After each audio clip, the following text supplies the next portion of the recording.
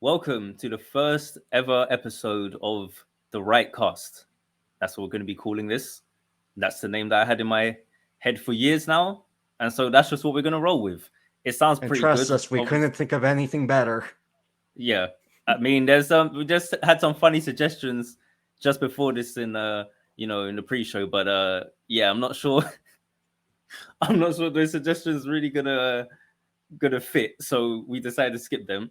But basically, this is the start of a new podcast. I think this is gonna be very interesting. The focus of it, as you might imagine from the name, is obviously going to be writing, but I would say the more broader term, storytelling, right? So specifically, focusing on the craft and the art of it, and how modern media is, I guess you could say, how storytelling is shaping modern media, different attitudes towards storytelling in the modern day, how that compares maybe to the past and things of that nature. So that's stuff that we'll probably get into. Of course, we'll also be exploring mediums that we like video games, books, whatever, comics, anything that we feel like is very interesting and that stands up to us. But the general thread that will tie everything together will typically be storytelling. That being said, we don't necessarily want this podcast to be something that's just about only storytelling, or something that if you're not a writer or not particularly someone who considers themselves a storyteller, you feel like you can't listen to it. But at the same time, that is the main general direction. But of course, I should have some manners and introduce both myself and you. So I will allow you to go first. You're throwing me under the bus? Seriously? Yes. Yes. All right, well, I I talk am too the much. co host, so I'm not supposed to be doing any of the hard work here. But I'm Anthony M. Johnson. I'm obviously the co host on this podcast. It is a huge pleasure to be here. And like he mentioned, this is going to be a podcast about writing, our interest in storytelling, some of our favorite stories in media. And frankly, this is also our group therapy session. One requirement to be a writer is to be insane. If you want to learn how to be insane like us, then please tune into our podcast. If you want to watch insane writers cope with the world of writing, then please tune into our podcast. Yeah, pretty much. Okay, so I'll introduce myself and try to make this as clear as possible. So my name is Alexander Thomas, at least in terms of publication. But my actual name is Reese Thomas, right? Reese, like with Rece. Okay, not Rese. Sorry, Americans. Not Rhys. Sorry, Welsh people. With the C. And about my actual name, and I have to point this out because there's people that I work with that have, they started looking at my book and everyone's asking me questions like, oh, is your name Alexander? What's going on? No, so basically, okay, my actual birth name, okay, like one of my middle names, my second name is Alexander, all right? I didn't just snatch the name from somewhere just for the sake, like it actually is my name that's on my passport and birth certificate. So Alexander is one of my names, and I just thought it sounded fancier in a sense than Reese Thomas, so I just went with Alexander Thomas. I'm not ashamed of my first name. I just thought as an author it sounds cooler, especially since I do fantasy for the most part or whatever. So that's basically what it is. So you could call me Alex, Alexander, or Reese. I really don't care. But yes, there are some of you that may be aware of this podcast or may have found me through the name I have online, which is Next Year Novelist, which is where I have mostly been spending a lot of my focus over the years, doing content, mostly creating like theories and analysis videos for Kingdom Hearts and occasionally other games like Nier and stuff. I did an Arcane video essay that a lot of people liked. And the funny thing about that video was that video was more in the vein of really what I've always wanted to talk about, which is storytelling and just media. And literally the title of the video was to do with how Arcane is something that I thought Western media needed. So it was very different from what I usually uploaded, but it was the most popular video I did. And to be truthfully honest, this is something I'm very glad to be doing because I love talking about writing and storytelling, but I never really felt like an outlet for it. So this is it. This is the outlet. And like you just said, Anthony, like this is the group therapy session, because it's not just, even though right now we're doing this pre-recorded, but in the future we would like to try doing this live, especially if we do end up having like an actual listener based, and it would be cool if people could interact and discuss things with us live, especially because I think there's a lot of maybe writers who make podcasts and stuff, but I'm not sure how many tend to do it live as frequently or as often, and allow audience participation. And depending on how things develop, there's some interesting ideas I think we could have about where to go with audience participation to make it a little bit more direct. But that's stuff to think about later on. So for now, as you can see from the title, the topic of this first episode is to do with beginnings. Everything to do with like what is a good beginning, what makes beginnings matter to us, why do we care about them? And naturally, since this is the beginning of this podcast, it's probably best to talk about why we're beginning it and what it is we want to do. I kind of feel like we kind of touched on it already, but Anthony, if you'd like to delve in a bit to why you kind of feel like this podcast in particular, why we're beginning it and why it matters and why you care, why it's special to you. Yeah, before we do that though, something funny did come to mind. Is Reese's Puff a popular candy over there? No, even though we have Reese's Pieces, and yes, people do call me that. Like, there's people literally, I got called it today at work. Like, there's people who call me Reese's Pieces. Like, bro, like, yeah. It's funny. Even though my name is like, it's not that common, but I remember years and years ago when I was like maybe 11 or 12, I first saw Reese's Pieces on some website because it's not a cereal we had here before. And I think you can find it now, but before it wasn't really something you found. And I saw an advert for it, and I was just like, "What? Reese's Pieces? Like that's me. I'm on the box." I couldn't believe it. It's like, oh my gosh, he's got the same name as me. Like it was the craziest thing. Anyway, yeah, but yeah. Now at this point, it's just yeah. I had to ask. So yeah, obviously you can tell between the two of us, he's going to be the more serious one. I am going to be the insane member of this duo. We'll see how long we last before he gets sick of me. No, but bro, I'm not that serious. I'm not that serious. But on a more serious note, I guess as serious as I can be, part of the reason why I want to do this is that both me and Alexander, we're both writers, we're both novelists. Both of us have books that we highly encourage you to read if you enjoy this podcast. And how many books do you have, Anthony? How many have you written? Okay, so to date, I wrote my first book in 2015. I wrote it in 6 weeks. It is, to this day, my father's favorite book that I've ever written. I absolutely hate it. That's how it goes.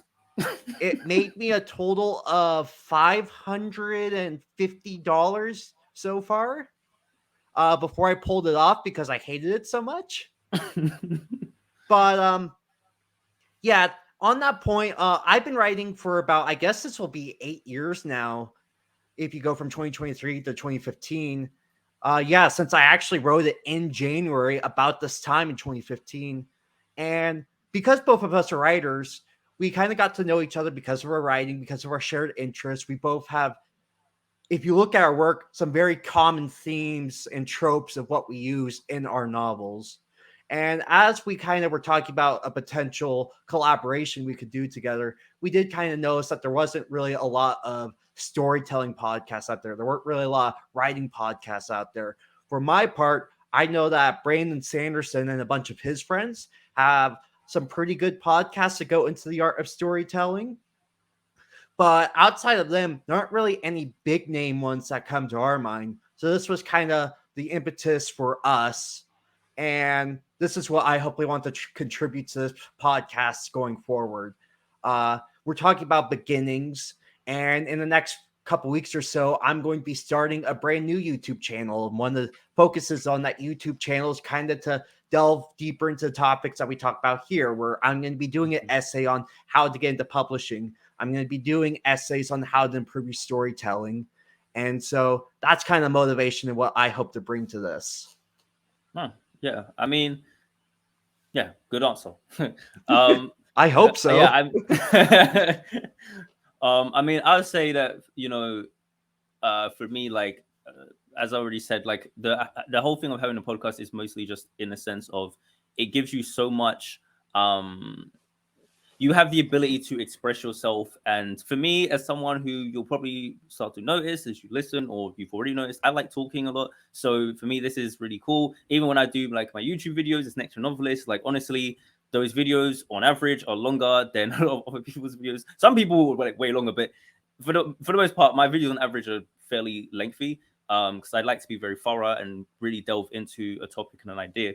The significance of this and beginning this kind of podcast for me really is more to do with the fact that like you said about the kinds of writing podcasts that's out there. But even for me personally, whether there's 10 of them, 100 of them, 1,000 of them, I think the reason why I always do anything, why I did Next Year Novelist, why I started writing, and I do want to point out that like I have only written one novel. Okay, so let's just I don't want anyone to be sitting here thinking like, oh, this, like no, I've not like written like a whole series and saga and trilogy. I'm in the process of it, but I ain't done it just yet. But it's one book. It's all right. If you want a ringing endorsement, I've written about 51 novels as of today. And his one novel is probably better than about the first 40 novels I've written. So take that as you will. Yeah. Well, I appreciate that, but I mean, I don't know. If I had written in 6 weeks, then fair enough. But it did take me about 6 years. So yeah, I started when I was 17, so it took me a while to get it out. But yeah, like in terms of this podcast, I just really, like I was saying, like whether there's 110 or 1,000, whatever, like my thing is that I always think that I want to contribute something that not everyone else is doing or that I've not always seen. And I think me in particular, like I think that there's a very unique perspective I tend to have and share, and I don't think that I come from the typical background or have like the typical mentality when it comes to writing and storytelling. And I think that even when it comes to like media, as I promise you, if we start discussing some more controversial topics, you'll start to realize I don't even think about those things in typically the way you might think or expect. And so I think a lot of the perspectives I have, I think would be worth sharing for a lot of other people, because I've noticed that there are a lot of people who care about story. There's a lot of people who care about having narratives, and there's a lot of people who like discussing these things. But if I'm just going to be completely honest, and honestly, like this is me already going down a controversial route a little bit, but if I'm just being honest with you, me personally, I get tired sometimes of people who have not necessarily created or written stories themselves, always trying to tell people how storytelling should be. And it's not to say that if you haven't made stories, you can't say something, but when I was a teenager and I was looking up writing content on the internet, one of the first things like I would always do is I would look at, oh, like, has this person written something? And this was back, like, I hadn't published anything, but I always was curious because I loved, like, maybe what they were saying, but I wanted to kind of see what did they make as well, especially if I really do like what someone's saying or their ideas on storytelling, I think it would be natural to think, oh, then I'd probably like your stories then. So what have you made? And when I'd find that they hadn't really made something, or it was like maybe they had like some work, but it wasn't very like there wasn't much extensive, like maybe like they did a short story like 5 years ago. So I don't know, like when it was kind of like that, it put me,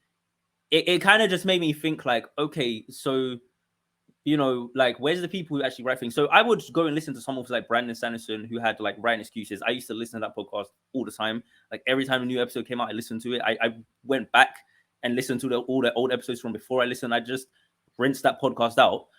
But I kind of like to think that one thing I'm very glad with both of us is that we're both authors and that we both have something that we've written, so that whatever we say on here, we can kind of be held accountable within our own work. Like if I sit up here and I say, you shouldn't do XYZ in prologues, you can actually go and see, oh, did he do that? Whereas like there's people I would watch and they would say, don't do this in your prologue. And then when they would finally release a book, a lot of the things they told people not to do, they did. You know what I mean? And so I just kind of like that aspect to it. It might be an odd thing to point out, but that's my point about how I think about storytelling a bit.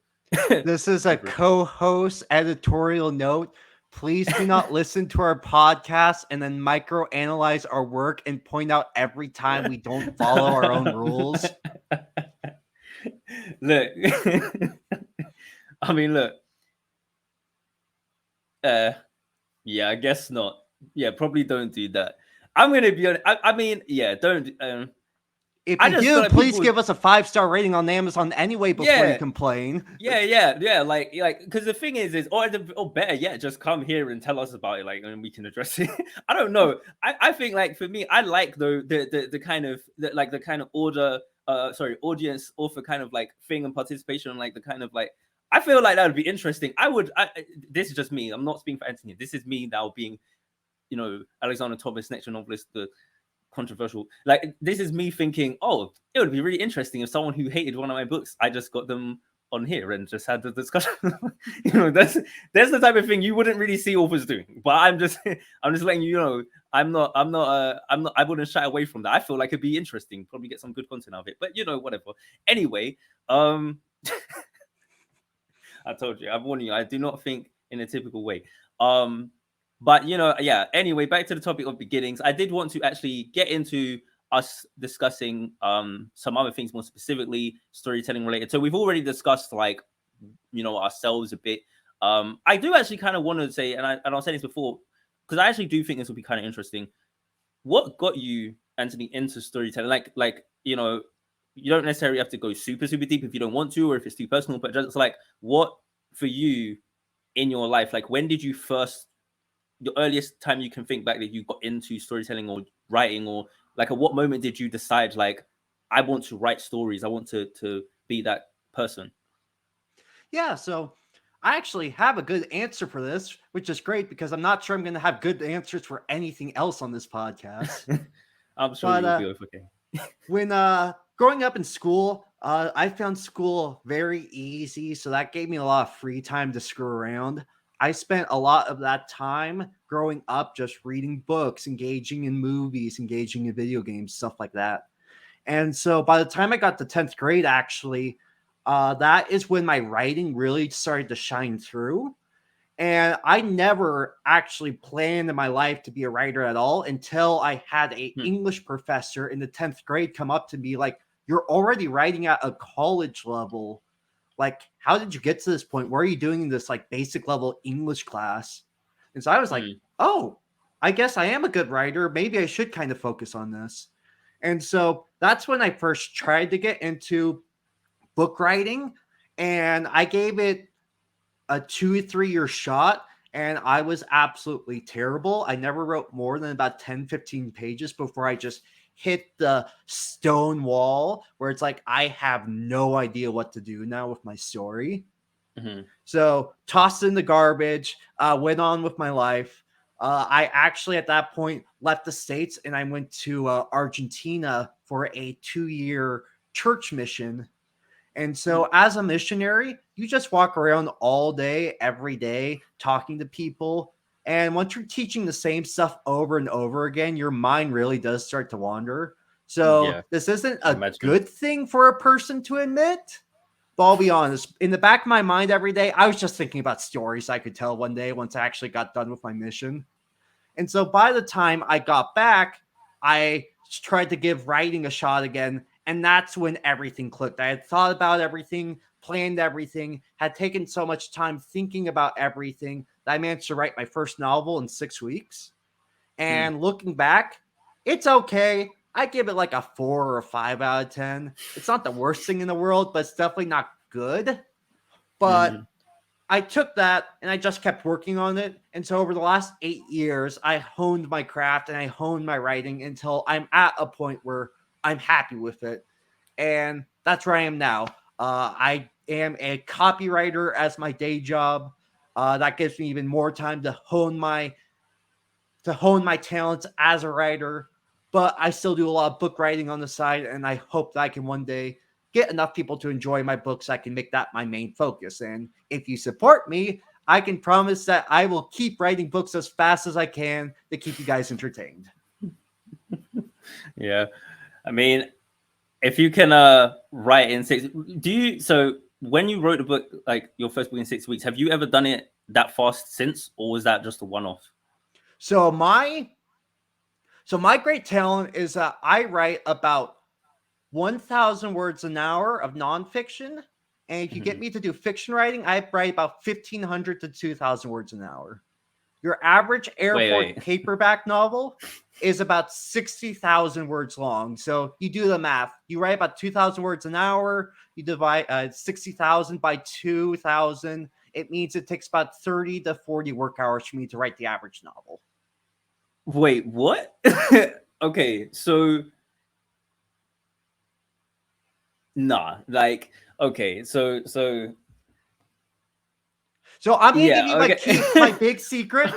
I'm gonna reveal my big secret to how I can write books so fast. Please do. Please do. During my undergrad, I didn't focus as much on my book writing because I was preparing for college. At that point, I was planning to go into law school. So I didn't spend that much time book writing, but I spent a lot of time mapping out every book that I wanted to write chapter by chapter. So I have a 2.5 million word document that I wrote over 4 years. That's just every chapter of every book that I want to write for the next decade. Okay. Well, I guess that explains something. So I you could still like think you could come to me and be like, okay, what chapter in which book does this character do this or die or anything? I could tell you. That's how detailed it is. Well, I'd hope after would you say 2 million? Yeah, it's 2.5 million words long. Okay, yeah, well, yeah, I'd hope after 2.5 million, you could definitely do. Is this chapter? Yeah, Brandon Sanderson can kiss my butt. Just saying. No, shout out to Brandon. He's still the goat. He's still the greatest. It's so funny. Like people, just so everyone knows, I won't lie. I'm a bit of a Sanderson fanboy. I'm not gonna lie to you. Okay, I'll try to not let it cloud my judgment. But yeah, I honestly, and I was a fanboy before you guys all found started watching him on YouTube and whatever. Okay, so I'm an OG. Not really. Came a bit late, but anyway, yeah, well, I guess I'll get into what got me into storytelling and stories. I assure you, it is nothing quite as intense as 2.5 million documents or 2,000 to 1,500 words an hour. On I can't do none of that. But my focus always is actually, I guess, kind of similar to what you said. It was in school where I kind of figured out or first discovered that my passion and love for stories and writing, we'd be in English class and we'd have to write something. And I just noticed that I loved it. So I had a bit of a different experience to you where you said you found everything in school very easy. I didn't. I was more kind of, I guess you could say, average, maybe slightly above average when it came to school. Like I always was told I was intelligent. I was always told by people that like I'm smart and I have a gift for writing, for example. But like when it would come to anything else like maths or even like sometimes with science, especially chemistry and stuff like that, like it would be more hit and miss. Maths mostly was just miss. I'm just gonna be honest. And so I always struggled with certain subjects. I wasn't great at everything. But when it came to English, that was like one subject I found solace in because no matter what, I seem to always do better than average. And especially when you're so used to, there was always some kids that were just like consistently good at everything. I guess he was one of them. And like, they would just always be doing like the advanced stuff, will always be doing very well. And when I noticed I was at their level or even sometimes getting praise when they weren't getting praise or doing things right when they were getting it wrong in English, that was when I was like, okay, I'm obviously like, this is obviously something I'm very good at doing. And I enjoy doing it. I love doing it. There was something just in my soul that just said, like, stories, you need to make these, And I think anyone listening to this who's a storyteller in any capacity, whether you write or whether you like making drawings, art, or whether you want to make music, like what you typically find is that it's almost like it's something inside you that has to come out. And if you don't let it come out, it's almost like you're doing this disservice to yourself and the world or something. It's like it has to be expressed. And I think I just always felt that since I was a child, like whatever the story was, sometimes it'd be a silly story, sometimes it'd be like a little Star Wars fan fiction, but I'd always feel that.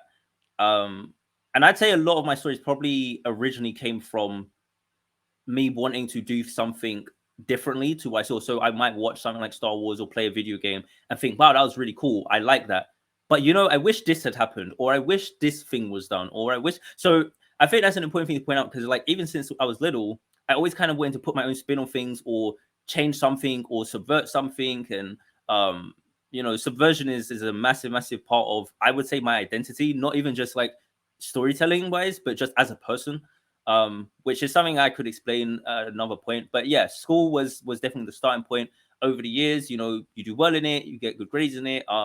Every time that we have like a creative writing assignment where we get to kind of make our own thing or write something that's more of our own ideas, I loved it, I enjoyed it, I tended to always do very well with it. Even other people in my class would be like, oh, you're so good at doing this and blah blah. So I think an important thing to kind of point out here, because I've listened to a lot of other people who talk about writing and what got them into it, and it's a lot of the same type of pattern and a lot of the same story. And I think what's important to kind of understand, you said you had a teacher that kind of like encouraged you, and before, prior to that, you hadn't really thought about it, I guess, in the same kind of way. And I think that's important because a lot of times people don't realize how much just encouraging someone, especially in those years, I mean, they're called your developmental years for a reason. I think people don't realize how much you help someone develop down a certain path when you say something to them like that encourages them and gives them positive reinforcement for something they do well, especially as a kid. And I have to point this out because once I got to my adolescence and I was in what we call secondary school here in the UK, right? But that was when I was like about 11, 12 years old. It was kind of a bit more shaky. In school, I was still doing well in English and I still enjoyed it. But outside of that, I didn't really write as much. I got a lot more into video games. I was always into video games, but I got more heavily into them, more into like YouTube and gaming content and stuff like that. And I was more interested in like video. But even through that, I always kind of wanted to somehow tell a story in a way. It was always coming through. But it wasn't until I was about 15 that I kind of realized, like, I was playing Call of Duty and Halo a lot, and I kind of started falling out of love with that. And I was kind of thinking, like, what do I really care about? What do I want to do? And I just found, again, writing just calling back to me. And I was like, I need to do that. I need to sit down. I need to make some stories. So I got the story that I've written that I ended up publishing as my first ever novel. That the idea for that story is what came to me. Like, and then, I started sitting down and developing and world building it. And I'd never done any of this before. And I had the big issue, which was I was a reluctant reader. So even though I read a lot as a kid, I had this issue during my adolescence where I didn't want to sit down and read books as much. Like if you told me try to shove a Sanderson book into my hands at 15, I'd be like, nah, I'm good. Like I'm good on that. I don't need it. And this was actually a potential like massive pitfall of actually getting a lot of positive reinforcement. Was I was sometimes a bit too confident and cocky, and I thought I don't need to read because I'm good anyway, right? So I mean, like if I'm at school and everyone's telling me I'm so good, I'm thinking I don't even practice. I don't even train. I don't even read. I don't even, so it's like, I'm thinking, why do I need to read a book? I mean, the kids who were reading books in class with me were not getting as much praise or being told they were as good as I was being told, so in my head, it's blowing my head up. Like, oh, I don't need to do any of that. But all it took was for me to sit down and read one book. And I'm going to tell you the God's honest truth. I didn't think the book was very good, but I sat down and I read it. And I said, this book is not good, but it is still better than anything I can currently write. Yep. And that just got me, and I don't know what it was in me. I am so grateful I had the self-awareness and humility to recognize that, because I think if I didn't, I don't even know where I'd be right now, right? I think I'd be way, way, way behind because of, yeah, go on. Oh, and I was going to say, it's like Brandon Sanderson, all respect to him. My joke earlier was a joke. We all basically bow beneath his feet. It's too late. It's too late. The Sanderson fans are coming.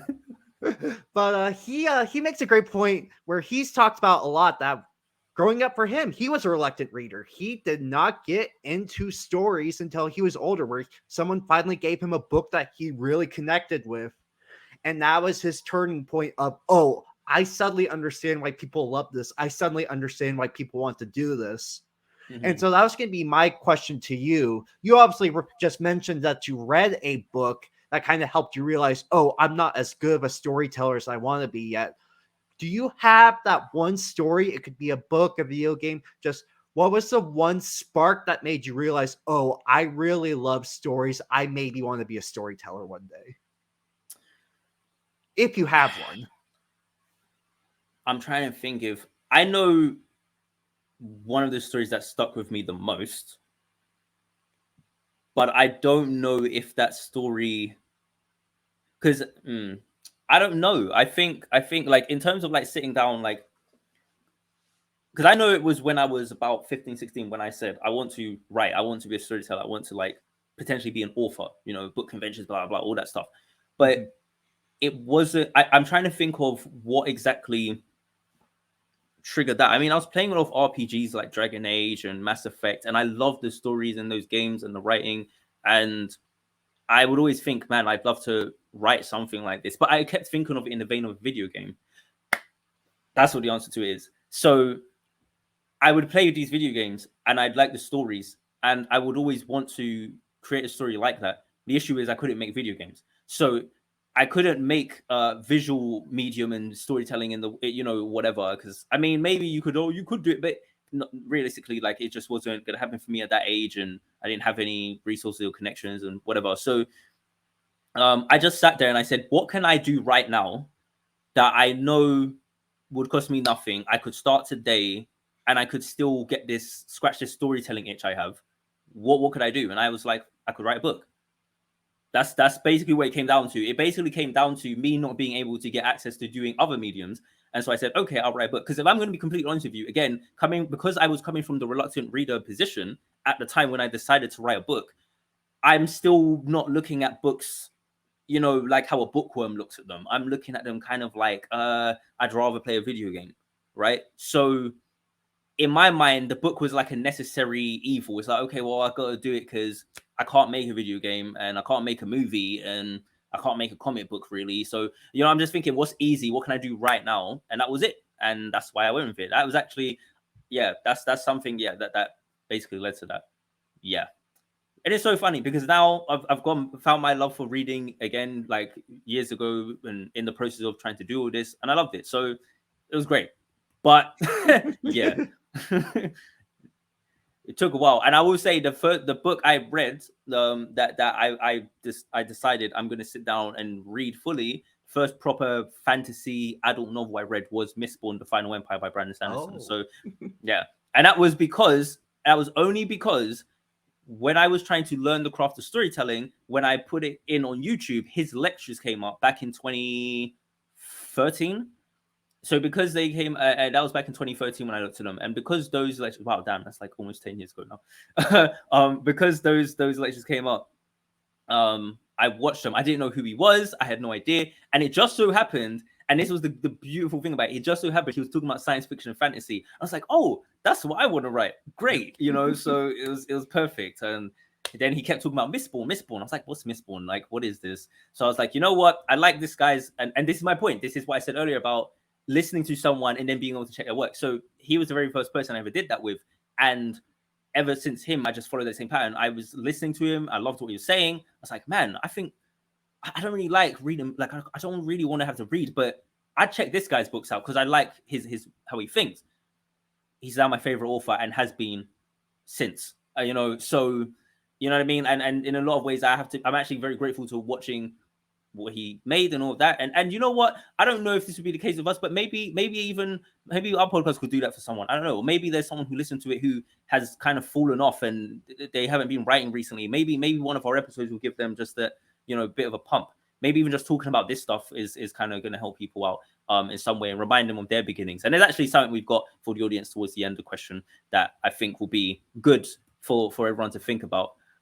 But yeah, unless there's anything else you wanted to say, I guess we could move forward to kind of talk about what we think good beginnings are. No, I think we can move on. The only point I would make is that if we ever hear from someone and they tell us that one of our books inspired them in the way that Brandon Sanderson clearly inspired you and influenced me a little bit, I'm going to be very concerned because I've read both of our works. And Brandon Sanderson is a moral and upright person. If you're letting our books influence you, you might need to see a psychiatrist. Well, I'll say this. Personally, I think that you got a thumbs up from me. You don't need a psychiatrist. It's all good. No, I mean, yeah, the stories can be quite tragic and dark, you know. Yeah, you know, when the first story you're writing, the first book you're writing is literally a tragedy in a genre that typically doesn't have tragedies, and in an era where people don't seem to be wanting to write tragedies as much, which I would love to talk about at some point. Yeah, Anyway, God. But yeah, let's discuss in terms of actual writing and storytelling, like what do we think makes a strong or powerful beginning? So I mean, this could, typically we're going to be talking more in the vein of stories. So yeah, Anthony, do you have anything in particular that comes to mind for you when thinking about what makes a powerful beginning in a story? Yeah, so I have been asked this question before, like, what's the number one thing you should really try to accomplish when you start a story? And my answer is give me a good understanding of either what your story is going to be about or who your main character is. And the two examples I give are the first Indiana Jones movie Mm-hmm. and the first Lord of the Rings movie. Mm, The first Indiana Jones movie is great because if you look at like the first pretty much like action sequence, the first like 10-15 minutes or so of Indiana Jones, it has very little to do with the rest of the movie. Like him mm, going after that little golden statue doesn't have anything to do with the Ark of the Covenant, which is the main treasure of the movie. But it's such a great opening sequence because you get a great idea of who Indiana is. He's this like rugged archaeologist. He uses his famous whip. He's not afraid to get his hands dirty. He's quick on his feet, but he also is kind of a guy who stumbles into situations.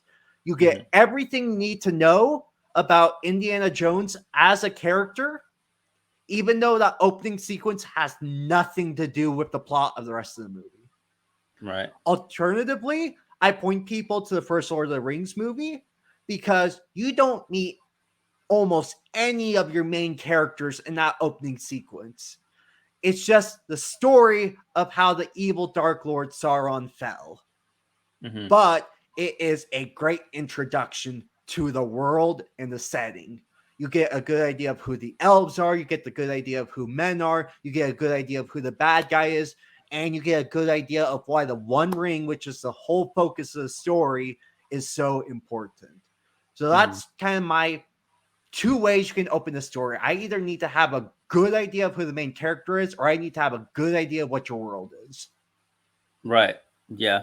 And I'd say as well, even within those two examples you're using, what's very good about either of them, both of them, is that they are also establishing, I guess you could say, more of the tone or Yep. the sort of scope of the story. So obviously you got a story that's more personal, maybe like Indiana Jones, which is literally called Indiana Jones. So even the name of it is more personal than the Lord of the Rings, which doesn't necessarily, I mean, in terms of when you go through the story, you kind of realize that could apply to multiple people in a sense, right? A similar type of thing would be like a Song of Ice and Fire or Game of Thrones, whatever. It's like, oh, this could apply to multiple people. So I think with what you're saying, like with Lord of the Rings, the opening, it gives you that wider scope so you understand this is an epic tale. This is grand and sweeping, and there's, it's not just about one person and only, like, it's not just about Frodo and just his journey. It's like we're going to go through, a bit more, something a bit more broader than that. And then something like Indiana Jones, it's more like, oh, we're more focusing on this guy and what he's going through, right? And I think that both those different openings, like you say, it's good for the things you were saying, and also in addition, it sets the expectation of what kind of scope and how wide the story is, you could say. Is it more intimate and personal, or is it a bit more grand and out there?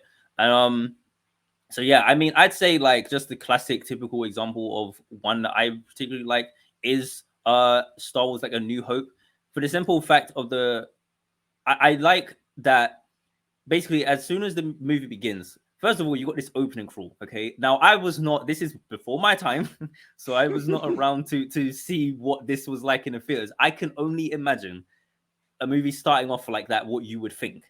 I don't even know really what expectations you can have with something like that. But knowing what George Lucas was going for, again, this kind of hero's journey and kind of creating a sci-fi fantasy epic, but again, like a story, a journey. I think that it's very much in step with opening with that, opening scroll and having it in space. So it's very interesting looking back on it in retrospect. But really, it's the very opening part where you have the opening shot of the small, Corellian type of vessel, and then you see the Star Destroyer and the scope. So you're seeing a ship that and how slow it moves, in the camera, and it's like, and the first time you're rewatching it, you're like, whoa, that's a big ship, blah, blah, blah. Like, and then you see how it's dwarfed by the Star Destroyer and how much longer it takes for the Star Destroyer. Like, going back watching it now, it doesn't feel that long. But when I think like when you get having that first impression and you're not used to that, it's kind of like, wow, you're when you don't know what to expect, you're looking at it like, oh my gosh. And again, like you're saying, it gives you that introduction to, this is sci-fi, this is space, there's a ship, and this one is flying away and this bigger ship is attacking it. We can probably assume the smaller ones probably good guys, bigger ones probably bad guys, even though that's not explicitly being told to you. It's like one of those things you can kind of assume just off of the basis of underdog, you got big boy up here. It's kind of just one of these things. Now, it would be an interesting subversion if it was actually the Star Destroyer was the heroes, but that's not what it was. So I think that it did a very good job, and that's not what it was going for. It was going for trying to give a bit more of a hero's journey, just in a different type of setting and different presentation. And I think that it did a great job of doing that and of setting up that expectation of, this is going to be a space, action adventure type of thing. Yeah, I think it did a pretty good job of doing that. And also, when I watched Arcane, like not too long ago when it came out, I did, when I made my video about it, one thing I mentioned that I liked about the opening of that show was how it basically gave you the information you needed, but it didn't necessarily have to go into this. Now, this is actually the opposite of what you said about Lord of the Rings, to be honest. But it didn't go into the whole background of like, this is, the setting, and here's these factions, and these people live here and they're poor, and these are the rich people and they live here. Like, It just showed you the conflict straight away. Now, I think Lord of the Rings, we can give it a pass for a couple of reasons. And I'm not doing this to be defending Tolkien also people don't come after me. I'm just saying this to actually be genuinely fair. I think you can give it a pass for the simple fact that Lord of the Rings predates basically so much of these other things that when it came out, it was, Tolkien was trying to create a mythos, and he was trying to go for that. Yeah, go ahead. I'm going to do an asterisk here, just so that we don't have the Tolkien nerds come after us, where the movie starts off by giving off all this background. The book actually starts off with Frodo in the village. Right, yeah. But I think it's why, yeah, the main point, yeah. Okay, good. That's a good point. But basically, I think that since we're talking about movie, like in the sense of how it begins, it's one of those things where I think it's worth noting that they're coming with the context of those books and of it being a mythos, and they're trying to get you into this setting of Middle-earth. And I think they was, especially at that time in cinema, there was a bit more of like, we want to present this grand thing, and it's a fantasy, and this is the adaptation I'm sure people have been waiting a long time to see and whatever. So I can see why they opened it like that. And let's just be honest, are most people that mad about it, really? Like, the adaptation is so great, it doesn't really, I don't think people really care. And that's another point as well, is like,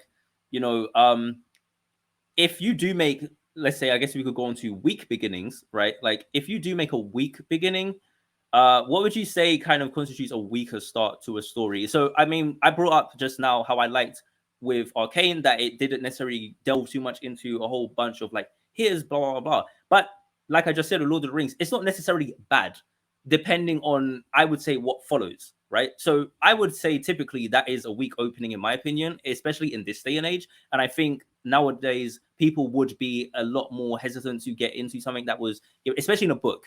I think this is another thing as well that's really important to point out, is that how media matters. A film, okay, you're watching it, it's not so bad. But if you have a book and it's like 15, 20 pages of just backstory, which I know people don't really do anymore because everyone knows you probably shouldn't do it. But let's just say there's an author out there and they want to do that. If we're talking about beginnings that we think is not very strong, and I'm saying I don't think that's a great opening, is there a way they can do an opening like that and it be good? Or is it just a weak opening and there's not really much that can be done with it in today? I mean, again, if you ever ask me, can you do something? My answer is always going to be, it depends.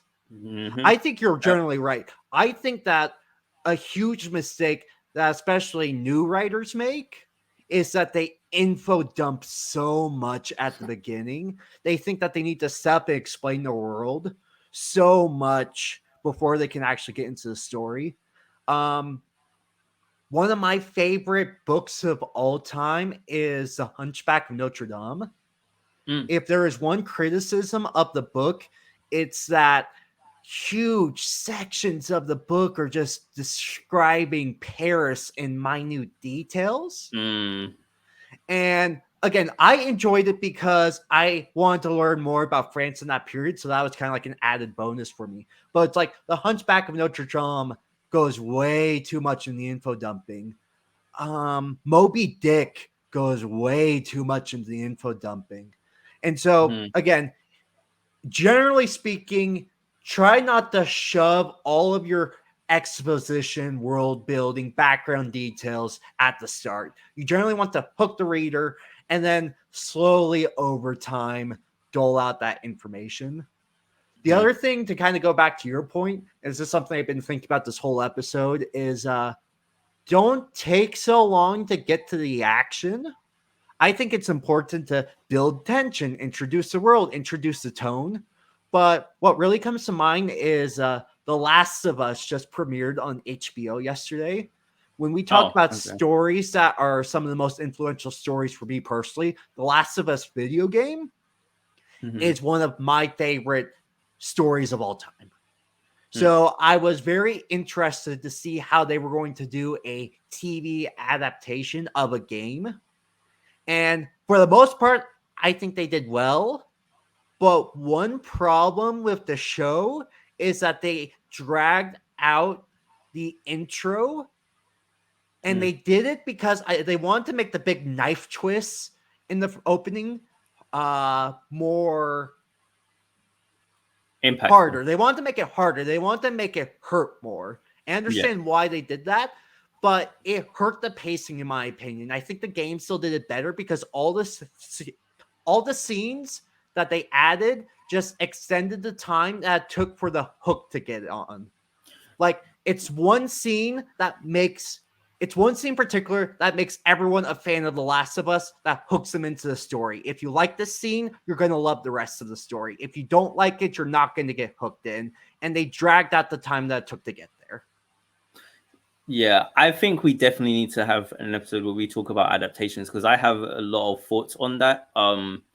And I mean, it's something that, I mean, there's something I want to ask you about it, because I've not watched it, the show. That it's something I want to ask you about it, but I'm going to leave it so that we don't derail the topic.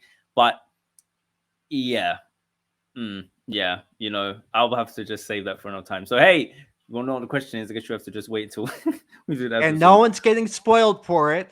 And hopefully we aren't going to spoil too many other things on this. We'll be as considerate as possible. If we spoiled Star Wars for you, that's your fault for not watching it already. Hey, I mean, that literally is like the opening of the... There's no way that's... I don't know. I mean, like, one of the biggest twists is already spoiled for most people, whether they've watched it or not, let's be honest. But yeah, I mean, I guess in terms of, like a week ending, a week beginning, I guess, it's kind of more... I would say, like I said, for me, my main one is the info dump. That is definitely the main one.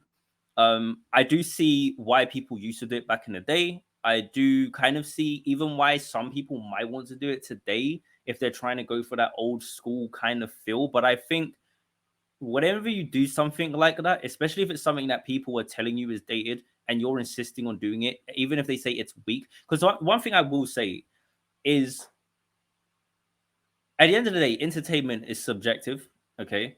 And as much as sometimes I think, especially us that write and we take this craft very seriously, as much as we may like to think some things are just garbage or trash, at the end of the day, there's always some people out there who like something that we don't like. And whether that's easy for us to accept or not, sometimes it's the truth. And so, because I know that, I try to not tell someone don't do something as like a hard don't do it. Yep. I'm always more like, just know the consequences. You know, like, let's just say the info dump beginning, I think that's a weak opening. I think that's a weak start. So just know that a lot of other people think that, if you're going for traditional publishing and you're trying to like get your book traditionally published, which let me just be clear, I'm not traditionally published, but I just know based on what people, agents, and themselves have said, publishers have said themselves, a lot of them don't want to see that. They don't want to see you start off and send them 20, 30 pages. I don't think some agents don't even want to see a prologue period. They don't even want to see a prologue at all, which me personally, I think that's a bit ridiculous, but some people, but I understand to an extent why, because a lot of times people's prologues are completely unnecessary. So I would even say in regards to that, like, be cautious about having prologues and starting off with thinking, oh, I need to explain this, I need to get this out there. There are certain things you might want to explain, you know what I mean? So if I was to use an example from my own story, I have a prologue at the beginning. I put it there because it's like, well, the way how my story is, I said it earlier, it's a tragedy, right? When I decided I wanted my story to be a tragedy, a question I kept asking myself was, how do I get this across to the reader as early as possible without spoiling exactly how this tragedy comes to be or how it works, but then also, setting expectations so that they don't get through the end of 3 books and they're pissed that it's got a tragic ending. Like, how do I set the idea that, like, listen, this is not going to necessarily end well. Please know that. And I decided, well, in the main story, I can't do it there because the characters in the main story, they're going through the steps that leads to that ending. They can't possibly know that. So I had to start from a perspective of someone who would know that. And I just, I could have just started with some historian or something like that. But I started in a very particular place for a very particular reason. And whilst I can't entirely explain those reasons, the point is it will make sense by the end and you will be grateful that the prologue exists. Let's put it like that. But I think that's very different to, oh, well, I made a prologue because if I don't put this information about the world here, then it's not going to make sense. It wasn't so much about the world.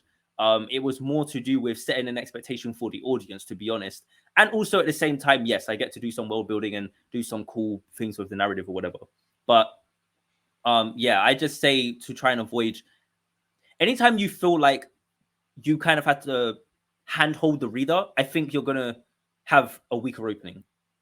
Maybe, generally, I'd say. Because usually that's coming from you not having confidence in the audience's ability to understand what it is you're doing. And if I'm honest, yes, sometimes some people won't, but I think a lot of people are a lot better at getting things than you'd think. I can tell you right now, even from just a few people who've read stuff I've written, like, some people pick up on some things really quick, even people who don't read very much. And I'm like, oh, that's cool. Like, and I'm glad that I wrote it, some certain things in a way where people would pick up on things, so trust people, I'd say. Yeah, it's something to think about.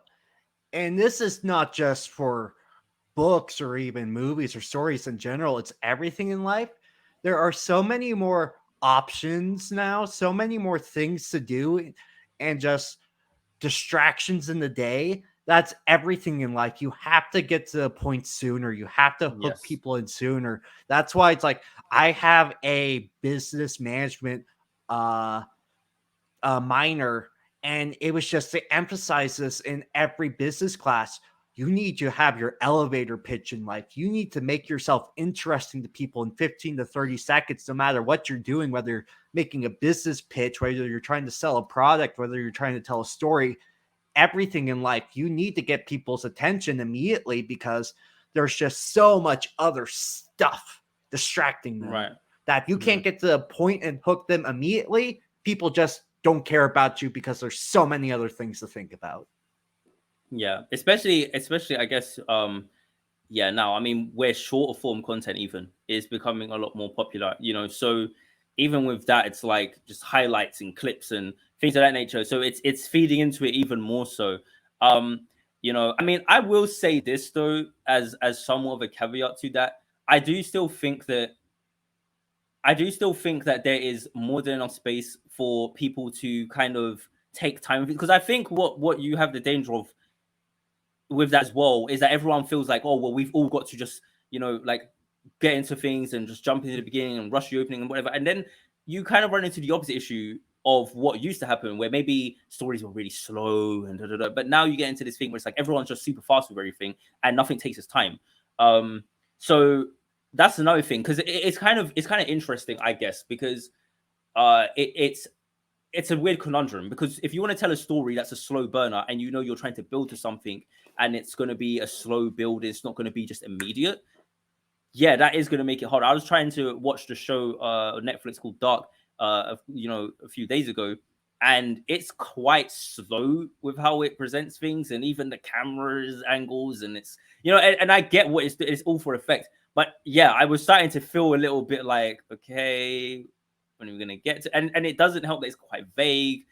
But what was kind of keeping me there was the fact other people had gone through and watched it and assured me it's great. Now, if I didn't have that assurance and I just found it by myself randomly, I don't know if I'd commit to it, right? So I do understand that kind of need to kind of be more. It affects all of us, but it's a shame, because I think, because like with shows like that, which people swear up and down are amazing, or just anything else that starts with slow, it's kind of like, well, again, even with like books, so many fantasy novels. We write fantasy a lot, so a lot of fantasy novels for a lot of readers, especially people who don't typically read fantasy, they're slow.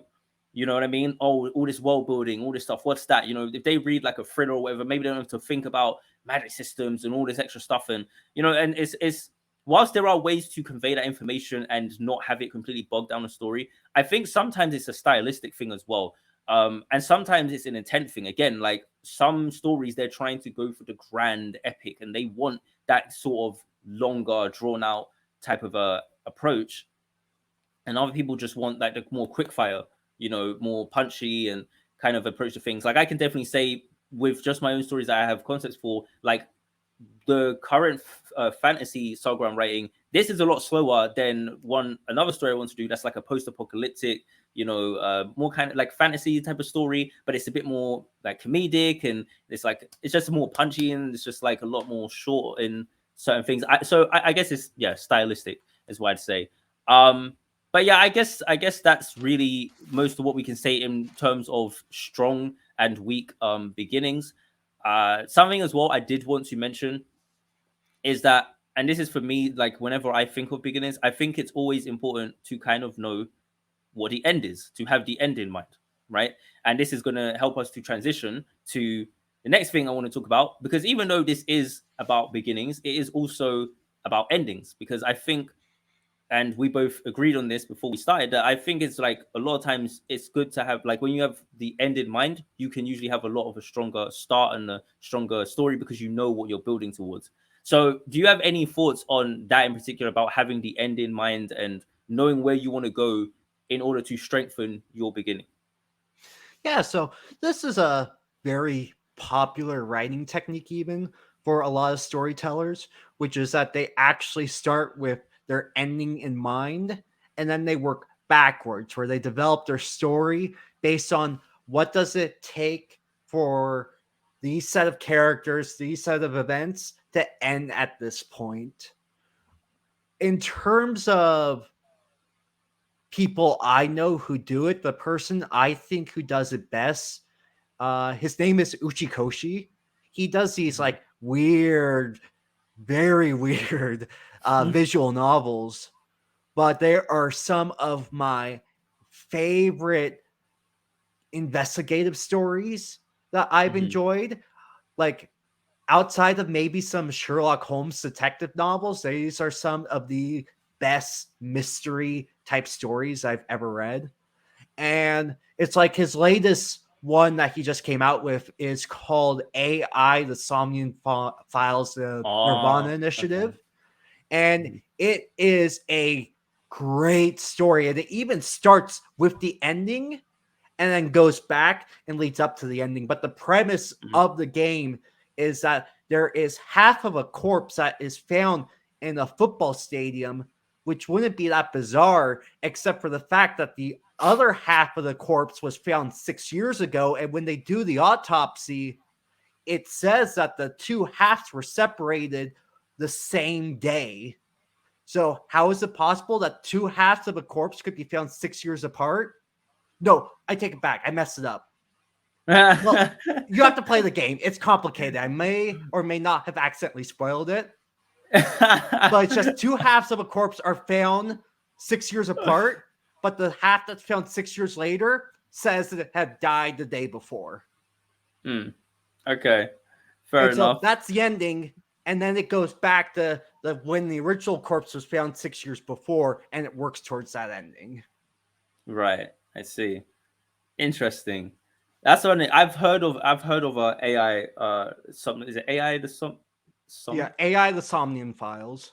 Okay, Somnium. I was thinking of Somnus versus too Oh, I much wonder Kingdom why Hearts. we think about that. Yeah, but no, yeah, I was thinking like it can't be AI the Somnus. But that doesn't sound right. Yeah, yeah, I've seen that. I've always kind of thought like it looks interesting, but I didn't really know what it was, so I didn't ever. But now that you've said that, now I'm actually definitely gonna look into that. Because I'm actually really interested in more story. Like I've not really gotten into visual novels very very heavily, so which is interesting because at one point I was like, oh, maybe I could make a visual novel. But same thing as the reluctant reader. It's like a reluctant visual novel reader, right? So I was like, eh. But yeah, I tried looking into them. So yeah, I think, and it's funny because one of my favorite anime series is based on visual novels, which is the Fate series. Fate Stay Night, Fate Zero. Fate Zero is like probably my favorite anime. So yeah. Um, but anyway, I would say in regards to that, like, yeah, we was talking about like I think having an end in mind is very important to me personally. I'm like what's called like an outliner or whatever. So I typically outline my stories, and the story that I've written so far, Fate Slayer, it originally came from, and I'm gonna try and say this in a way that doesn't give too much away, but where it originally came from was me trying to think of the origin point for something in particular. I'm not gonna say what, but I was trying to think about where does this thing begin and how do we get to that? And what actually happened was when I was thinking about that origin point, I started falling in love with it so much that I actually decided to build a trilogy around that. Um, and I was like, this is actually really interesting. So because of that, I thought that would be something that'd be quite interesting to talk about. So basically, the ending was what I had in mind, and then we built towards it. I think that the power in this though is the fact that you have a direction, so you know what it is you're trying to accomplish.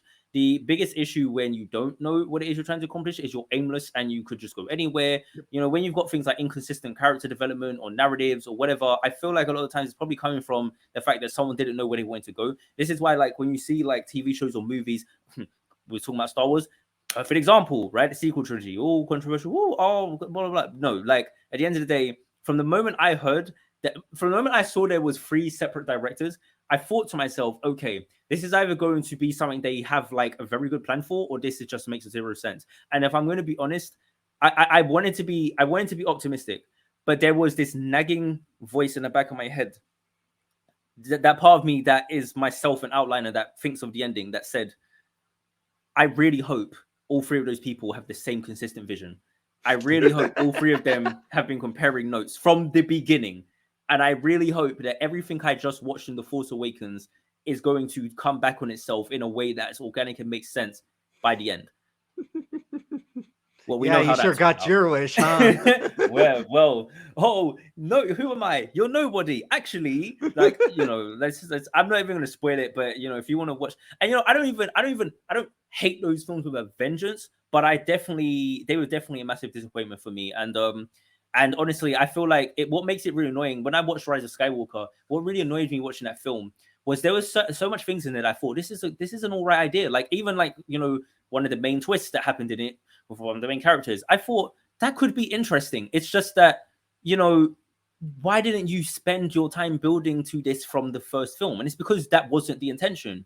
That wasn't the plan. You didn't have a plan. And I think with a franchise like that, that's crazy. That's insane. Like to think that it's like worth, like you spent billions to acquire it and it's worth so much and you can make so much. You just didn't do something that me and you, we're sitting here on our podcast and we're thinking, yeah, just know the ending. Like, you know what I mean? You just said yourself, it's an extremely popular storytelling piece of storytelling advice, and yet, let's not Yeah, do so, that. Yeah, it's crazy. So and that's this an is what I'll example of what say. happens. Yeah, Yeah, I go mean, ahead. well, I'll say this is for beginnings and for endings alike. If you're wondering why your ending is weak and why it didn't turn out as well as you wanted, a basic question you need to ask yourself is how is the world and my cast of characters fundamentally different from where they started. The Mm-hmm. more they change and the more you can justify that change, the better your story is going to be and the better your ending is going to be. I actually really like The Force Awakens and The Last Jedi. In Mm-hmm. fact, The Last Jedi is my favorite of the three because I hate half that movie.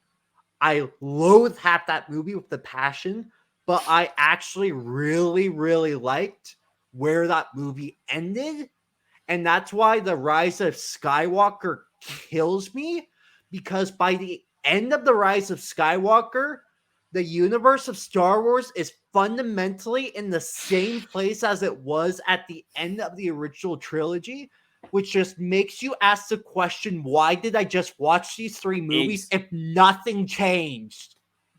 well, I would actually say it's a bit worse than that. I would say it did change, but it didn't change for the better. That's for sure. Yep. Um,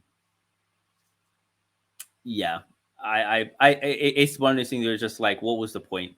Why did we need this? It's funny that you say The Last Jedi was your favorite, because I personally, as a lover of subversion, initially I did like that film, and it was just that when I was thinking about like it kind of things that we never got to get Yep. because of some of the things that film did, that was what kind of upset me with it. Um, but I liked where it was going. I found with the ending though, I was a bit annoyed because I was like, they was going in a certain direction, and I was like, oh, this could be really, really interesting for Star Wars right now to go down this route, and they didn't have the balls to go where I wanted them to go. Yep. They just wouldn't do it. And yeah, I Yeah, just I'll like put it like this. If you had made, so here's going to be my rules for spoilers for this mhm. podcast going forward. I'm going to be trying to be as vague as possible, but I'm also going to go with the expectation that if something came out more than 2 years ago and you still haven't gotten to it, you probably should have gotten to it sooner if you cared that much. Again, I'm going Well, to be vague. I don't want to spoil things in detail, but I'll just say this for The Last Jedi. Rey and Kylo being together at the end of that movie would have made it better and justified that story. yes, it would. Yes, it would. And all I kept thinking watching in the cinema was, oh my gosh, like Luke's gonna have to figure out a way to deal with both of them, or so. Like the directions, it was just like, oh, this could be really interesting. Like that's never happened before. That's like the inverse of Empire. Like you're thinking it's gonna be like, come with me, and it's the only Yep. way. No, and then it's like, yes, yes, I will come with you. Like what? Like that would have just been, oh my gosh. I actually think it would have been so much more interesting. Even because here's the thing, people ended up being pissed at the film anyway. So you might as well just take a risk. That's how I Yep. see it. I mean, you tried to kind of play it safe, and people still were mad. So you might as well take a risk, and at least try to do something, because it's kind of like they were half-assing both sides. So those of us that wanted something subversive and different, you half-assed it and didn't really give us that, and then people who wanted just the same old, you didn't really entirely give them that. So no one was really satisfied. It was just, again, not having the end in mind, not having a vision, not knowing where you want to go from your beginning to your ending, and this is the consequence of it. So that's what ends up happening. I mean, in terms of that, since now we've kind of shifted to endings, I would like to ask you, I mean, we kind of already spoke about, I guess, what we think makes a powerful ending, and I mean, do you feel like we really touched on a weak ending? What makes an ending weak? I guess we kind of did in a way, because you said like if the characters and the world, like how much is fundamentally changed. So here's a question then: if your characters and world don't change fundamentally by the end, is that a bad ending? Not necessarily. I'm trying to think of a story that I really like where that much doesn't change. And usually it turns into usually it's a comedy or it's something that maybe doesn't care as much about the story. Yeah. Um, I'm going to say this about weak endings. The thing that drives me up the wall is a thing that just ends and doesn't really give any time to think about the state of the world. like the best analogy I could make is that I think there are a lot of great stories that have a fantastic first and second act. They get to that third act, they get to that climax, the very peak of all the action, all the tension, and then they just end. They don't take any time after. It'd be the equivalent of going to like a fancy steakhouse, you eat your meal, and then just not having dessert. So this is a preference thing from what I understand. Like for me, I like it when there are, for instance, in the Lord of the Rings books, Frodo has to go back to the Shire and figure out problems there after he destroys the One Ring. The movies skip that. Right. So that's one of the areas where I prefer the books to the movies. I just prefer it when you have your climax and then you give us time to see the state of the world, the state of the characters, to see how everything plays out now that the main conflict is resolved. Yeah, that's like the kind of the phrasing that I've always heard for that's like in late out early, right? And it's funny though because this is kind of like the other side of what you was talking about with kind of starting and getting into something quick. That's really basically what the other end of it is like, oh well, now that we've resolved the central conflict, let's get out of here, right? Let's not waste people's time with all the extra stuff and they lived happily. No one cares so long as that's like I think the mentality that people go with when they're doing that, because I actually agree with you in the sense of, and this is probably because I enjoy all types of stories, fast paced, whatever, but I do notice I really do like stories that kind of take their time to build towards something if it's really going to be a satisfying development and a satisfying conclusion and change. If it's taking that time and it doesn't do that, obviously I'll be pissed. But I mean, if it does do that and it's like, wow, like I'm so glad it took its time, right? Then yeah, I do kind of I do think it's cool to know what happened afterwards and where do things go now, and what's going on. Because you spent so much time getting to know this world and these characters, and oftentimes you always want to spend a bit more time with them if you really enjoyed it. So I think it's fair for that to be the case. And sometimes it's not always going to be like, oh, there's another conflict, now there's another big enemy. Sometimes it's just like, okay, just what's going on day to day with this place or this world now, because after what happened. And I do think that's probably something you would find more often in a book. What it actually kind of reminds me of is like how in video games you have like the sort of like a lot of games where you finish the main quest line, but then you can still kind of explore the world. The thing that I always when it's always more of in games, and a lot of games and RPGs do this a bit more nowadays, but like I know it was something I always craved was I just beat the main story. I want people in the world to react to the fact I did that. Like I just beat, like I've built myself up, I've become and I did it. I won. What do people have to say? Because everyone kept talking about we need to destroy this and we need to beat the dog, blah blah blah, and whatever. Okay, well I did that now. So what do you guys have to say to me now? You know what I mean? Do I get a big house? Do I get lots of money? Like what happens now? You know what I mean? So yeah, I mean, for me personally, like if you want to know what I think is one of like the best endings ever written, actually point to the last Harry Potter book. I'm not the biggest Harry Potter nerd. I came onto it late. Like I got onto the Harry Potter train like a couple months before the last Deathly Hallow movies came out. But that last chapter, that last scene of let's skip ahead a couple decades, just see where the main trio's at. Let's see their kids. Let's see what the world is at. And just that little extra addition took what was a good ending to an absolutely fantastic ending. Yeah, it's so interesting. It's funny because I was literally thinking of Harry Potter when you was first talking about when you brought this up. That was actually the exact thing I had in mind of seeing them older and where they ended up. And I was thinking about times I've heard people criticize that and say what I said, like, oh, well, a lot of times people don't care and blah blah, and yeah, it's kind of nice, but it's not necessary. And I guess that's something we can again discuss at another point. But that whole kind of it's nice, but it's not necessary. There is a lot behind that I think is right, is especially if we want to actually be good and we want to be realistic, we can get behind.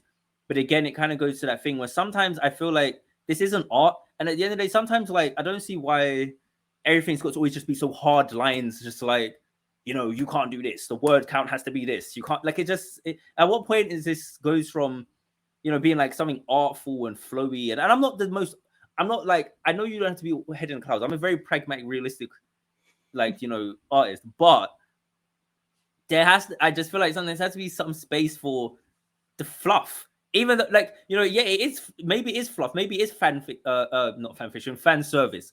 But why not? You know what I mean? Like, why not though? Like, people do want those things. It's one of the main reasons people go and write fan fictions. It's because they do. Like, because I'm telling you right now, if Rowling did not put that ending there, someone else would have gone and done anyway. So you know what I mean? And I'm not saying just because someone else will do it, it means you should do it. Because a lot of things other people do with your stories that you probably should do. But I'm just saying, like, it's I don't think I think there's a place for it, is what I'm saying. So yeah, ultimately, I agree with you. So even if there's some criticism for it, which is fair, there's going to be criticism for everything. It's going to be things we critique, whatever, that other people think is great. But yeah, I think there's space for nice, fluffy endings like that. You know what I mean? It's like, oh, it ended nice, and here's where they are. I don't know. You spent that many books with these characters. You don't want to kind of see what the payoff was. You know what I mean? Like, did they get the happily ever after? Are they is this person, that person still together? Or like, I don't know. I think it's like the reward to the audience. It's at that point, it's not even necessarily about, like, it's just like a reward for the audience for being loyal. It's like the secret ending. Like, you here you go. You unlocked this now. Have this. It's your reward. That's how I view it. I don't know. But yeah. But anyway, I guess the next thing that I wanted to kind of go to then is, what is our end goal with our stories, with this podcast? Like, to be honest, I'm not sure if what your answer might be to this. I'm not sure if you have an answer in mind or not. But maybe for the podcast. But I'd be really curious to see if you have what your answer is with stories. But what exactly is your end goal with the podcast? So, I mean, our end goal is for both of us to get picked up by big publishing companies, for our books to get turned into movies, for us to basically just lounge at the beach and never have to worry about this ever again. But on a serious note, my end goal is, I hope that people listen to this podcast. I hope they enjoy it. I hope they're entertained by it. And I hope, whether they are storytellers or not, they grow to appreciate the art of storytelling more, and they feel that they are growing when it comes to them telling stories. Again, I don't think you have to be a writer to benefit from this podcast. Even if you're just a business leader, a church leader, just the type of person that's having to communicate with other people, there is an art of communication, and that art benefits the more you understand how storytelling works and what separates a good story from a bad story. So that's my biggest hope, that wherever you are in life, whatever you're doing right now, that this podcast will be entertaining and informative, and hopefully not make you hate us by the end of it. Hey, look, all publicity is good publicity. If you hate me, that's cool. You say that, but no, I'm not. We'll see. Hey, I'm sure. Man, we'll see. Yeah, ask Ezra Miller right now what all publicity looks like to him. Yeah, well, maybe not going that route, but I'm yeah. But anyway, yeah. But also as well. So I like the answer a lot. I will have something to add to that.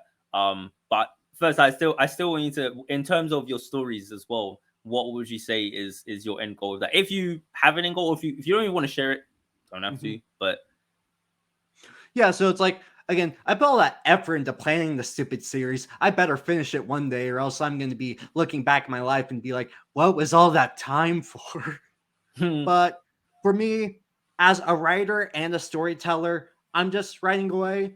I never expect my series to blow up or take off. I have a very interesting type of book series that I'm writing.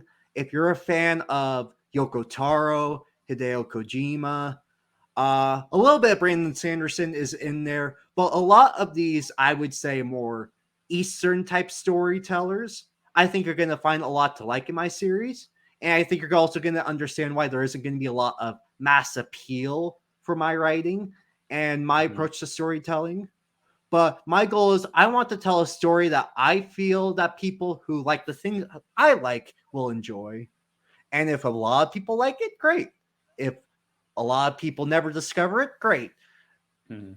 The thing about being a writer is that you don't do it unless you feel compelled to do so. I can give you 100 reasons why you can probably pick other hobbies and other crafts to take up. That'll be a better use of your time if you just care about from a fame or financial perspective. But Hmm. it's a fulfilling thing.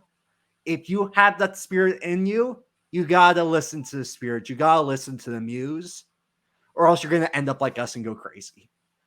Yeah, you gotta do it. And yeah, I mean, I 100% agree. Like, I think that, you know, I'll just start with, the podcast thing. Like, it's so, for me, like, the importance of this podcast is in terms of what I want to get out of it, like in terms of endings, right, or whatever. However long the podcast goes on for, I want people to enjoy it. Like you say, I want it to be entertaining and informative, and really anything I ever do, books, my YouTube videos, anything I ever make, I hope is entertaining and informative. Um, and like I said earlier, like offers a different perspective. And when I consider this podcast, it ties to my ambitions and hopes for my stories. Because something you said that I definitely want to add on to, when you said, like, no matter whether someone's a storyteller or not, or I wouldn't even say a storyteller because of what I'm about to say, but what you said, whether they're a writer or not, right?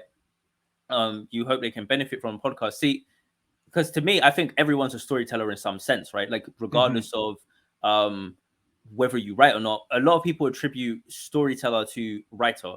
The reason, like, there was a particular point, I can't remember the exact year, but there was an actual moment where I consciously shifted from thinking of myself as a writer and I went to storyteller. I may even have a really old video where I was talking about it, I don't know. But basically, there was a time where I stopped thinking of I'm a writer and I thought I'm a storyteller. Now, of course, within storytelling, I am one form of my storytelling is writing, but I realized that's not, I don't actually care so much necessarily about writing. I care about storytelling because when I was, like I said before, when I was doing YouTube, when I was making videos, when I do those things, when I'm talking here, this is not writing, it's us speaking. And yet there's storytelling within it. And I care about the story of this podcast, the story that we're kind of sharing about ourselves and our experiences and how other people react to that and the stories that they will then, give back. Like, that's more what I care about. I actually care about that more than the format it comes in. I don't really, and when I realized that, this actually tied into my ambitions with stories. So the moment I realized, oh, I'm not a writer, I'm a storyteller, again, like I said, my initial thing when you asked earlier what it was that really got me into thinking about making a story, like a book or whatever, it was, like I said, like me playing video games and realizing, oh, I can't make those, so I have to make a book.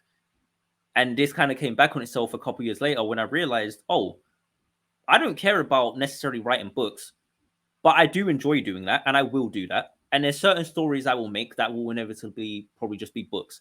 But there's a lot of stories I want to make that won't be books, and I don't really think would fit as books. And the ways I want to tell the stories, you can't tell them in a book. Talk about Yoko Taro, who for both of us is a big, big inspiration. And Yoko Taro with games like Nier and Nier Automata, like specifically Automata, but Replicant as well, you cannot, that game is and this is why I haven't watched the anime adaptation recently, but I have my thoughts, like I will watch it just to see, like, how could you possibly tell this game as an anime and it doesn't make, I mean, they've acknowledged that it has to be different, but anyway, I digress. The point is that I basically look at something like that, Automata, and I just love, like, you're using the actual medium of a video game as an essential part of your storytelling. And that is something that I like, that is where my mind is now. It's more like I would love to tell stories in different mediums. And when I tell the story in that medium, I want you to feel like it makes sense it was told in this format. Like, if it was not told in this format, you almost couldn't see how it would work. So if someone was to say, we're going to adapt, Alexander's stage play and we're going to make it a video game, you'd kind of think, are they, I don't know, the stage play, kind of that interaction with the live audience is a bit too much an integral part to it. You can't really take that away. But hey, it's a video game. I will say this just as a quick aside. If there's any medium that I think can do adaptations probably best, I will be honest, I do think it's a video game, because I just think that video games can almost basically do anything. I mean, to be honest, you can have a movie in a video game if you think about it. I mean, that's what cutscenes can be. You can have, the interactivity in there. Like, you can basically do anything in it. So I will say they are, like, video games are probably the least limited in terms of if you're trying to adapt something and keep it true to whatever. But anyway, yeah, that was my ambitions with that. Is I want to tell stories that are subversive, interesting, that challenge how you think maybe about certain genres or certain tropes and conventions. And that's a big thing for me. My stories, I don't want to try and sound like I'm, trying to be this, but I always want them to have something to say. And I'm massively into the idea that when you finish something a story of mine or something I put out, that you kind of walk away from it feeling like, that's left me with something to think about, or And look, if nothing else, I hope you're entertained, right? Of course, that's what I, at the bottom line, baseline, want.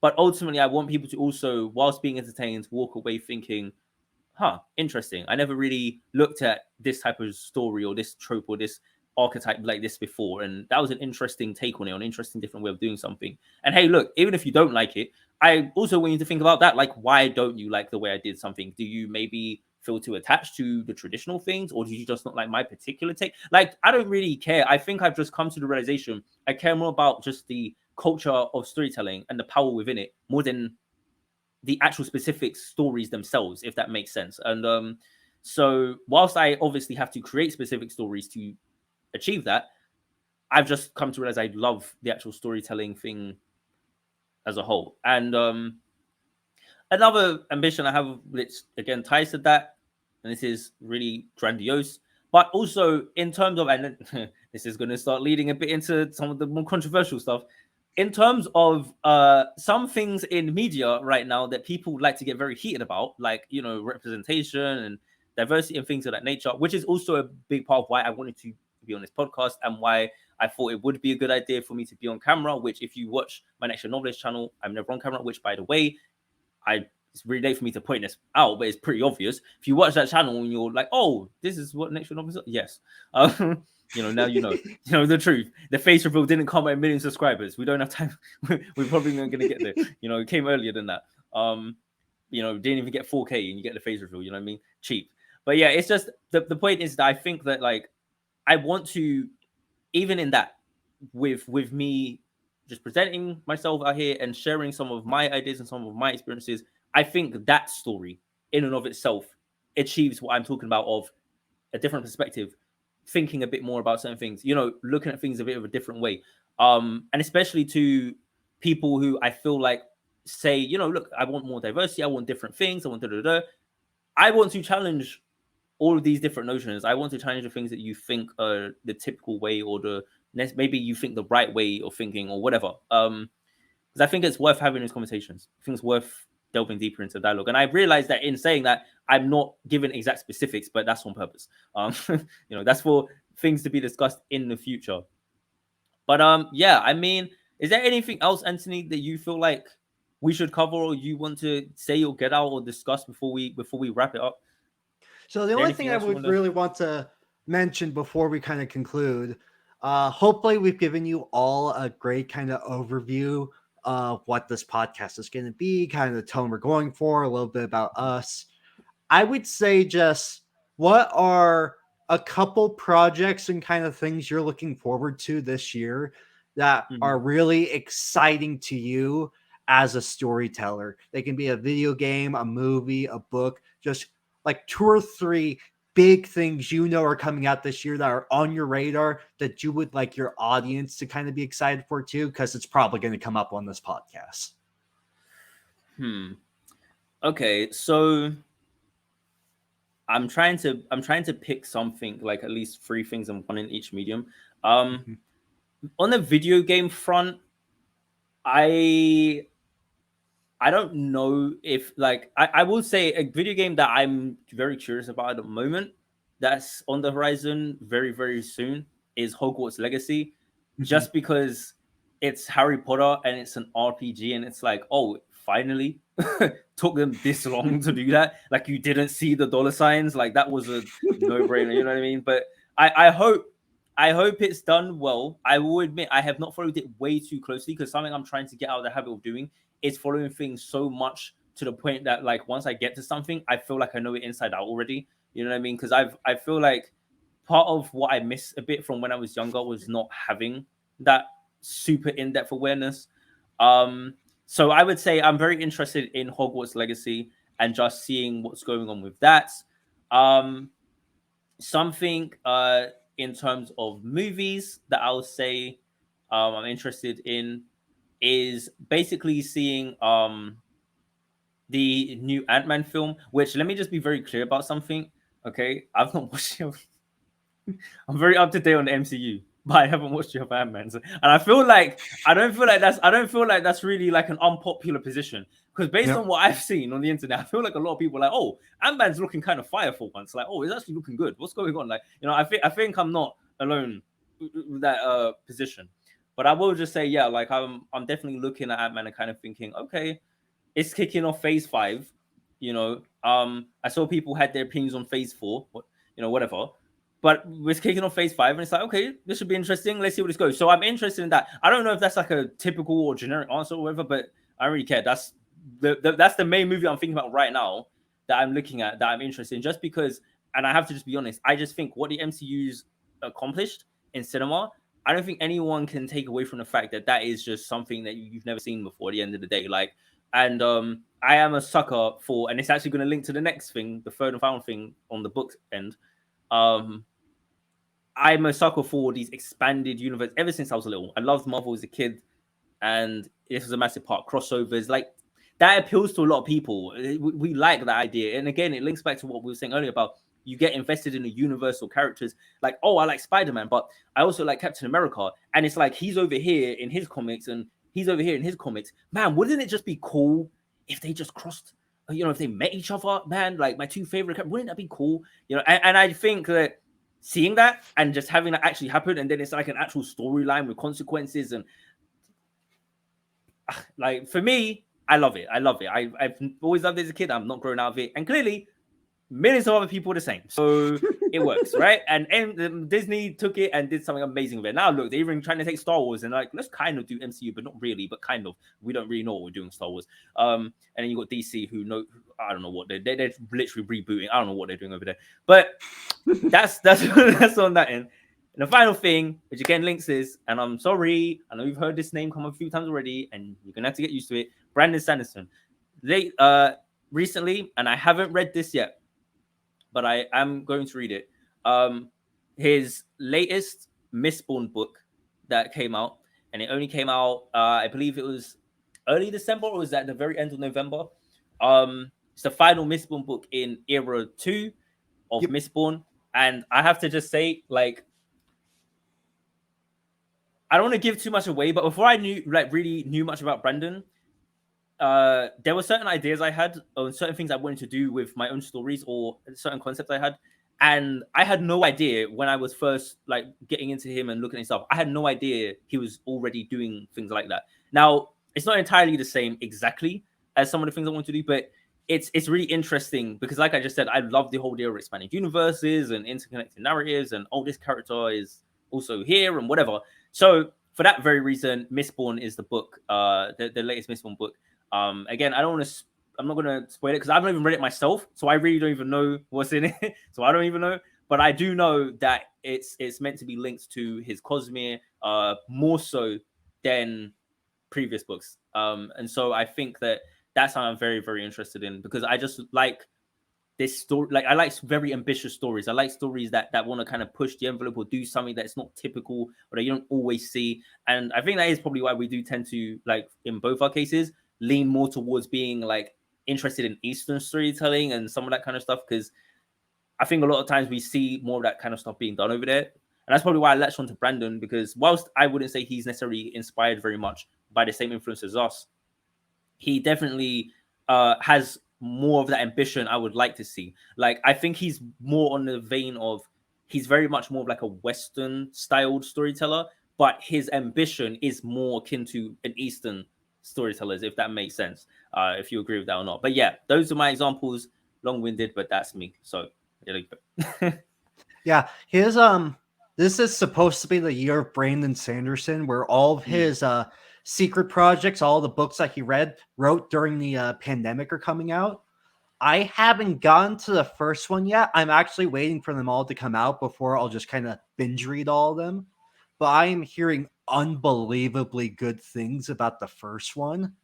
And Yeah, I'm getting. I'm super excited about it because apparently it's heavily influenced by The Princess Bride. Yes. Which is my favorite movie of all time. Mm-hmm. So for me personally, that is a book that I am stoked to read by the end of the year. Mm-hmm. And then just to give a couple other answers real quick in terms of what else I'm super excited for. Final Fantasy 16 is probably the most hyped I've been for a video game in years. Simply because I got on the Final Fantasy 14 train last year. And if you take everything they've done so far, from the main game to the latest expansion of Endwalker, I would make the legitimate argument that it is the greatest fantasy story I've ever engaged in. Wow. Now, it has a big boost to it in the fact that the main campaign of just the base game takes about 50 to 55 hours to complete. And every expansion after that takes about 30 to 40 hours of just focusing on the story content. So if you go from the main game to Endwalker, it's about 250 to 300 hours, depending on how much you focus. So if you have that much time, you're in the story, yeah, it should better be good. But basically, the people who are making Final Fantasy 16 are the people who made Final Fantasy 14. So that's why I'm super excited for it. It is going to be a much shorter experience, but taking everything that they've learned over working on that game into one smaller package. And so again, that's going to be my top most anticipated game of the year. And then, sorry.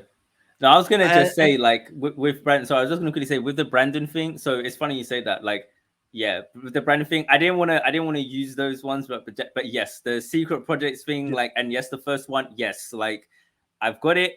I have not read it just yet, but I've started getting into it. I will say that just that by itself, just the secret projects, I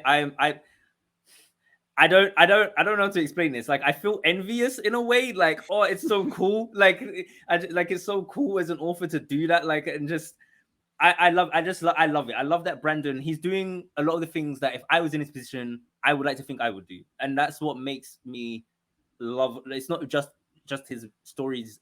It's the way he presents the stories. It's the, like, I don't know. I just like to think if I was in his position, I'd be like that. So just as an author, just very inspired by him. So anyway, sorry, fanboy moment. And then, just to throw one more thing out there, Chainsaw Man. So I am not a person who likes horror, and I really don't like gore. Chainsaw Man has both in spades, and I absolutely love it. It's not over yet. I'm a manga reader when it comes to Chainsaw Man. I'm waiting for the anime to at least finish part 1 of the series before I watch it. But being up to date on the latest release, it's about 100 or so chapters, I believe, in terms of the manga.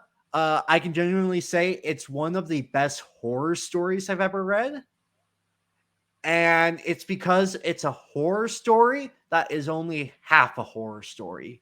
The other half of the time, it varies a lot. Sometimes it's just a fun comedy. Sometimes it's a romance. But Chainsaw Man's characters will either make you on the verge of tears or make you cringe so hard you want to puke. And I can't think of a last time that a story has so emotionally affected me than Chainsaw Man. And so that's kind of like my final recommendation to people that, that's probably going to come up a lot in the future. And I would highly recommend it. if you can look past the gore, because that is a gory story, and it should, because it's Chainsaw Man. Right, It is yeah, a totally. man with chainsaws coming out of his hands. Yeah, kind of makes sense. Yeah, I've heard a lot of good things about Chainsaw Man, but I've never really looked into it, so I have no idea really what it's like. What you just said is the most I've ever heard about it. So, um, interesting. It's funny. I've not been watching anime as much as I was. The last anime that I was really watching, I have watched recently, has been Attack on Titan. Um, but yeah, I haven't been watching anime as much lately. So that's definitely one for me to definitely check out. Um, the other two things you were talking about, I'm already hyped for, even though I didn't specifically pick those ones. I'm hyped for. 16, 14. Bro, the amount of times I've heard people talk about 14, man, and I'm just like, I'm one of those, this always happens. I've watched so much other little podcasts or stuff where someone brings up 14, and there's always the person like me that's like, oh, I've not played it, but yeah, man, I need to really get into it. And then like 2 years later, if you got into, oh, I'm still not good, I'm that person.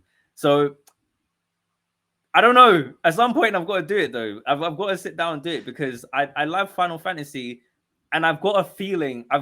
Just when I look at the names of the expansions, Endwalker, Shadowbringers, especially that one, something just tells me like I'm going to love this. But I just haven't like it's I traditionally don't usually like MMOs. That's another thing as well. It doesn't. So I don't like MMOs either.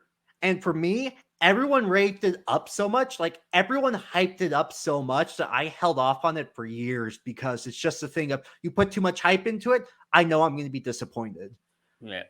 With Final Fantasy 14, I hate to say it, but you do have to get to the first expansion before it's amazing. I think the base game is good, and there is something that happens at the end of the base game that makes you go, this just did something better than Game of Thrones. Okay.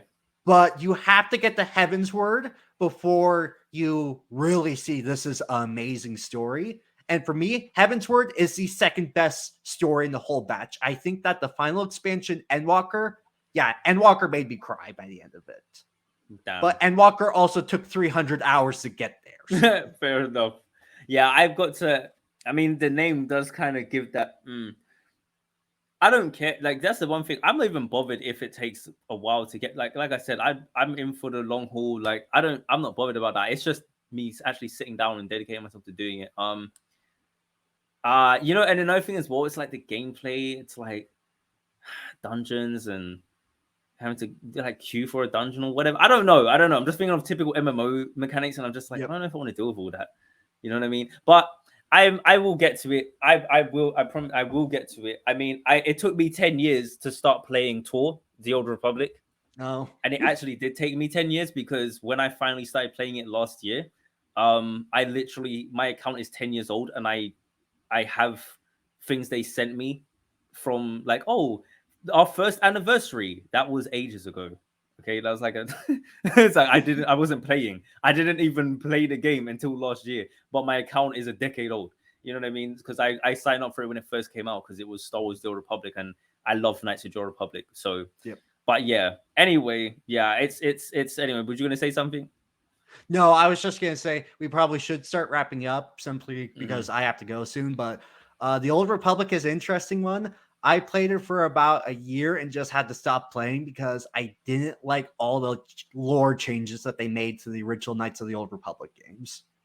Yeah, I've heard a lot about that. I mean, I've been enjoying it in my own way. I think it's just because it's Star Wars and it's got a story and it's an RPG, and I'm just looking for that. But yeah, I'm not expecting it to be some crazy thing. But yeah, just to wrap it up, then I guess now we'll end with the question. Because I had the end in mind, right? I had the end in mind from the beginning. So I know I'm going to end with a question to the audience, to anyone who happens to be listening. What exactly is your ambition? So anyone who's out there listening, again, you don't have to be a storyteller in the sense of you're a writer or whatever. In my view, everyone's a storyteller in some respect. But just for yourself, whether it's in your career, if you're a creative type, whether it's like music, or you want to make a comic, or I don't know, maybe you want to make a video game, or you want to write books, whatever you want to do. Maybe it's just something in life. Maybe it's something family oriented. what is kind of your ambitions in terms of like how you want to have stories impact others, you know? And again, that might be a hard question for some people to think about or wrap their head around if you're only thinking about stories in the sense of a book or a movie. But the question is kind of intended to get you out of that frame of thinking and to make you kind of think, what stories am I telling on a day-to-day basis, and what stories will I go on to tell? And is there any kind of stories I could tell as a person through my own life in any way that can impact others? And if so, in what way do I want to do that, and to what end? That's the question I would leave for you, for the audience to think about. So, yes, this has been the first episode of the Right Cast, talking about beginnings and also endings. And so I hope you enjoyed it. It was very different for me to do this and to be on camera like this, and for people to be able to actually see me as I'm talking about this kind of stuff. So yeah, it's very interesting. I hope you enjoyed it, Anthony. Did you have a good time? I had a fantastic time. I think that half our Good. audience is going to hate us after this, but I had a great time. What? Why are they gonna hate us? They're gonna love it. They're gonna be like, "This is great." I'm sure we said something that pissed off someone during the episode. No, Maybe they're a I Rise of Skywalker fan. I haven't met one yet, but I'm sure they're out there. I probably definitely got someone upset about something, but hey, that's okay. That's okay. Just come back in the next episode, and you'll love us again. I promise. And then it'll be a cycle. But yeah, I appreciate you, Anthony, for coming on here and for co-hosting this, and for doing all of this stuff. And yeah, it's cool. Hope everyone enjoyed it. You can see, even though I had the end in mind, signing off is we're gonna have to work on that one. But yes, anyway, I'm Alexander. Anthony, this is the Ciao. end. See ya. Thank you for listening.